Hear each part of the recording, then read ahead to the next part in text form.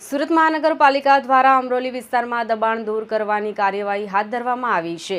લાંબા સમયથી સરકારી જમીન પર કબજો જમાવીને બેઠેલા દબાણકર્તાઓ સામે તંત્રએ લાલ આંખ કરી છે અને બુલડોઝર ફેરવી ગેરકાયદે બાંધકામો હટાવવામાં આવ્યા છે। અમરોલી વિસ્તારમાં આવેલી સરકારી માલિકીની કિંમતી જમીન પર છેલ્લા કેટલાક સમયથી કાચા પાકા શેડ અને ગેરકાયદે બાંધકામો ઊભા કરી દેવામાં આવ્યા હતા। આ અંગે તંત્રને અનેક ફરિયાદો મળી હતી।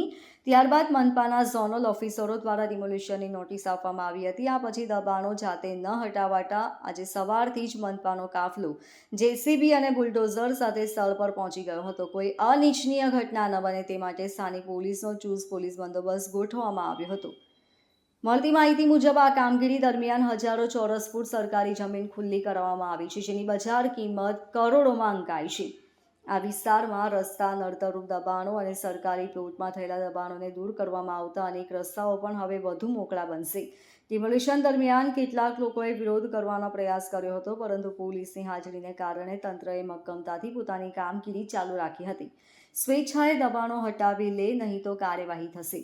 સુરત મહાનગરપાલિકાના અધિકારીઓએ જણાવ્યું હતું કે શહેરના અન્ય વિસ્તારોમાં પણ જ્યાં સરકારી જમીન કે જાહેર માર્ગો પર દબાણ છે ત્યાં આવી કડક કાર્યવાહી કરવામાં આવશે। ગેરકાયદે કબજો કરનારાઓને સૂચના આપવામાં આવી છે કે તેઓ સ્વેચ્છાએ દબાણો હટાવી લે નહીં તો મનપા દ્વારા કાર્યવાહી કરવામાં આવશે। આ ગેરકાયદે બાંધકામો મર્ડર, મારામારી, અન્ય ગંભીર ગુનાઓમાં સંડોવાયેલા આરોપીઓ દ્વારા કરવામાં આવ્યા હતા।